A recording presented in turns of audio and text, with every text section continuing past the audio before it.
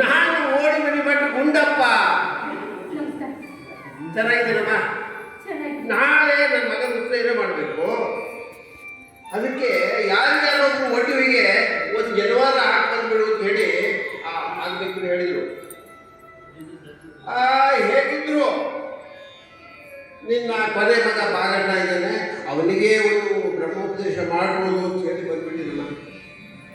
ಎಲ್ಲ ಈ ಅಷ್ಟು ಬಟ್ಟೆ ಎಲ್ಲ ವ್ಯವಸ್ಥೆ ಮಾಡ್ಕೊಂಡು ಬಂದಿದ್ದೀನಿ. ಅದನ್ನೆಲ್ಲ ಉಳಿಸ್ಬಿಟ್ಟು ಅವನನ್ನು ಈ ಮಂಟಪ ಕರ್ಕ ಬಂದ್ಬಿಡಮ್ಮ. ಅಮ್ಮ, ಹೇಗಿದ್ರು ಬಾಗಣ್ಣ ಉಪನಯನಕ್ಕೆ ರೆಡಿಯಾಗಿದ್ದಾರೆ. ಹಾಗಾಗಿ ಅವನಿಗೆ ಉಪನಯನ ಮಾಡಿಬಿಡೋಣ. ಬಾಗಣ್ಣ ಬಾರಪ್ಪ.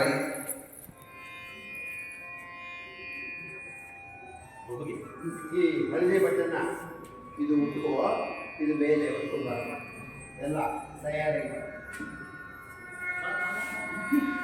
ಬೇಕಮ್ಮ. ಬಾಗಣ್ಣ ನೋಡಿದರೆ ಅವನಿಗೇನೋ ಒಳ್ಳೆ ದೇವರು ಇದೆ ಅಂತ ಅನಿಸ್ತಾ ಇದೆ. ಆಗ್ಬಿಡ್ಲಿ, ಮುಹೂರ್ತ ಎಲ್ಲ ಚೆನ್ನಾಗಿದೆ. ಅವನು ಬಂದ ಮೇಲೆ ಇದೇ ಮಂಟಪದಲ್ಲಿ ಅವನಿಗೆ ಬ್ರಹ್ಮೋಪದೇಶ ಮಾಡಿಬಿಡೋದು. ನೀವು ಏನು ಯೋಚನೆ ಮಾಡಬೇಡಿ. ಬಾಗಣ್ಣ ಆಯ್ತೇನಪ್ಪ, ಬಾರಪ್ಪ.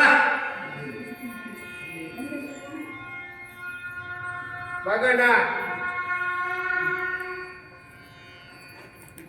ಬನ್ನಿ, ಹನುಮಂತರಾಚಾರ್ಯ ಬನ್ನಿ.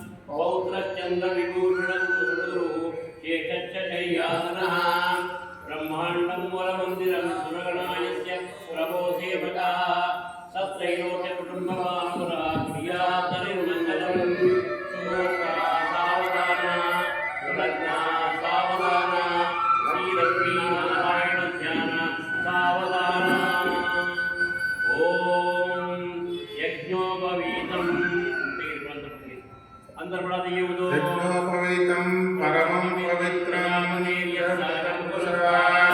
ಆಯುಷ್ಯಮಚ್ಚಂ ಪ್ರಜುಂಚಮುಗ್ರಂ ಯಜ್ಞೋಪವೀತಂ ಪರಮಸ್ತು ತೇಯಃ ಯಜ್ಞೋಪವೀತಂ ಧಾರಯಾಮಿ ಪ್ರಜಾಪತಿರ್ಯಂ ಸಹಜಂ ಪುರಸ್ತಾತ್ ಆಯುಷ್ಯಮಚ್ಚಂ ಪ್ರಜುಂಚಮುಗ್ರಂ ಯಜ್ಞೋಪವೀತಂ ಪರಮಸ್ತು ತೇಯಃ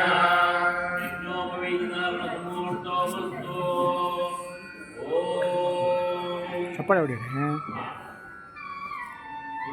ಬ್ರಹ್ಮೋಪದೇಶ ಮಾಡಿ ವೆಂಕಮ್ಮನವರೇ, ಒಟ್ಟವಿಗೆ ಆಶೀರ್ವಾದ ಮಾಡಿ ಅವನಿಗೆ ಒಳ್ಳೆಯದಾಗಲಿ, ಒಳ್ಳೆಯದಾಗಲಿ.